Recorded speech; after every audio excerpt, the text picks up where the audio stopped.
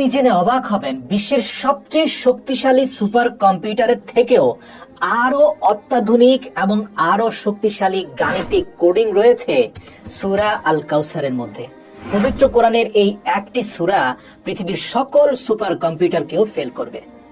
বর্তমান বিশ্বের সবচেয়ে শক্তিশালী সুপার কম্পিউটার 20 সেকেন্ডে 2 লাখ ট্রিলিয়ন গণনা একাই করে ফেলতে পারে এবং গবেষকরা বলছেন 100 জিবি স্পিডে ডেটা ট্রান্সফার করার ক্ষমতা রয়েছে এই সুপার কম্পিউটারের। তবে কোরআনে পাকের মধ্যে সূরা আল কাউসারে বিদ্যমান গাণিতিক কোডিং এর সামনে এই অত্যাধুনিক সুপার কম্পিউটার কিছুই না। সূরা আল কাউসার হলো কোরআনুল কারীমের সবচেয়ে ছোট সূরা। দর্শক, আপনি জেনে অবাক হবেন যে কোরআনের এই ছোট্ট সূরা আল কাউসারের মধ্যে 10 সংখ্যার এমন এক গাণিতিক কোডিং রয়েছে যার সামনে এই বিস্ময়কর সুপার কম্পিউটার কিছুই না। কোরআনের এই ছোট্ট সূরাটিতে মোট 10টি শব্দ রয়েছে, যার প্রথম আয়াতে মোট 10টি অক্ষর রয়েছে। তেমনি দ্বিতীয় আয়াতেও অক্ষরের সংখ্যা মোট 10টি এবং শেষ আয়াতেও 10টি অক্ষর রয়েছে। যে সকল অক্ষর বা হরফ এই সূরার মধ্যে মাত্র একবার করে এসেছে তার সংখ্যাও 10। এই সূরাটির মধ্যে যে অক্ষরটি সবচেয়ে বেশিবার এসেছে সেটি হচ্ছে আলিফ, যা মোট 10 বার এসেছে। এই সূরাটির প্রত্যেকটি আয়াতের শেষ হয়েছে একটি অক্ষর দ্বারা, সেটা হচ্ছে আরবি হরফ র, যা আরবি হরফ সমূহের মধ্যে 10তম হরফ। কোরআনের যে সকল সূরা এই র অক্ষর দ্বারা শেষ হয়েছে তার সংখ্যাও 10, যার মধ্যে সূরা আল কাউসার সর্বশেষ সূরা। এই সূরাটি 3টি আয়াতের প্রত্যেকটি আয়াতের দ্বিতীয় শব্দটির শেষ অক্ষর হচ্ছে কাফ এবং এই কাফ ওয়ালা 3টি শব্দের মোট হরফের সংখ্যাও মোট 10। যেমনটা আগে বলা হয়েছে যে এই সূরাটির প্রতিটি আয়াতের দ্বিতীয় শব্দের শেষে কাফ হরফটি রয়েছে এবং প্রতিটি আয়াতের শেষ অক্ষর হচ্ছে র। এবার বোঝার বিষয় হচ্ছে এই যে কাফ অক্ষরটির সংখ্যাগত মান হচ্ছে 20 এবং রা অক্ষরটির সংখ্যাগত মান হচ্ছে 200। এখন আমরা যদি 200কে 20 দ্বারা ভাগ করি তাহলে ভাগফল হবে 10। কোরআনের সকল সূরার মতো সূরা আল কাউসারের শুরুতেও বিসমিল্লাহির রহমানির রহিম আছে। দেখা যায় বিসমিল্লাহির রহমানির রহিম এই বাক্যটির মোট অক্ষরসমূহের মাঝখানে র হরফটি রয়েছে, যার সিরিয়াল হচ্ছে 10তম, যেখানে বিসমিল্লাহ শব্দের মধ্যে হরফের সংখ্যাও 10।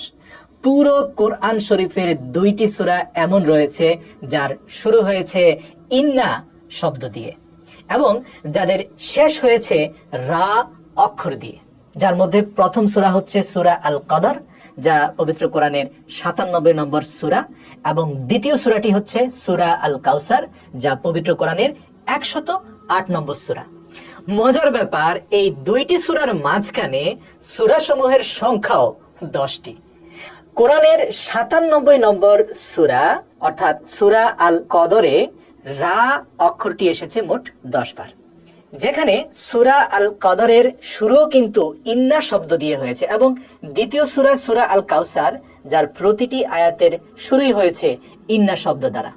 এই 2টা সূরার মাঝে ইন্না দিয়ে শুরু হয়েছে এমন আয়াতের সংখ্যাও মোট 10।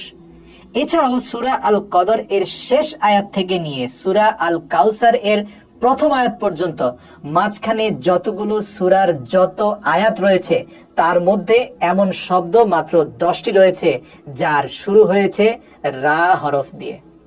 কোরআনের 97 নম্বর সূরা আল কদর এর শুরু আলিফ দিয়ে এবং এই সূরার মোট এমন 10টি শব্দ রয়েছে যার শুরু হয়েছে আলিফ দ্বারা। এই সূরা আল কাউসার পবিত্র কোরআনের সবচাইতে ছোট সূরা। এই ছোট্ট সূরা আল কাউসারে মহান আল্লাহ রাব্বুল আলামিন এমন গাণিতিক বিস্ময়কর কোডিং লুকিয়ে রেখেছেন এর ব্যাপারে, যা স্পষ্টভাবে প্রমাণ করে যে এই কিতাব কোনো মানুষের লেখা নয়, এটা স্বয়ং আসমানি কিতাব, আসমান জমিনের মালিক আল্লাহ রাব্বুল আলামিনের তরফ থেকে এসেছে। সুবহানাল্লাহ, যিনি এই ছোট্ট একটি সূরার মধ্যে এত নিখুঁত গাণিতিক বিন্যাসের সাথে শব্দগুলোকে বিন্যস্ত করেছেন, যার সমাধান এই দুনিয়ার সবচাইতে শক্তিশালী সুপার কম্পিউটারও করতে পারেনি। এখন আপনি ভাবেন যে এটা তো কোরআনের সবচেয়ে ছোট সূরা ছিল, তাহলে কোরআনের অন্য বাকি এত বড় বড় সূরাগুলোর মাঝে কত গাণিতিক ক্যালকুলেশন রয়েছে। নিশ্চিতভাবে আপনার বিবেক কাজ করা বন্ধ করে দেবে যদি আপনি এই বিষয়ে ভাবতে শুরু করেন। এজন্যই আল্লাহ তাআলা পবিত্র কোরআনে মাজিদে বলেন, আমি আমার বান্দার প্রতি যা কিছু নাজিল করেছি, যদি তোমাদের এর মাঝে কোনো সন্দেহ থাকে তাহলে এর মতো করে এমনই একটা সূরা বানিয়ে নিয়ে আসো না।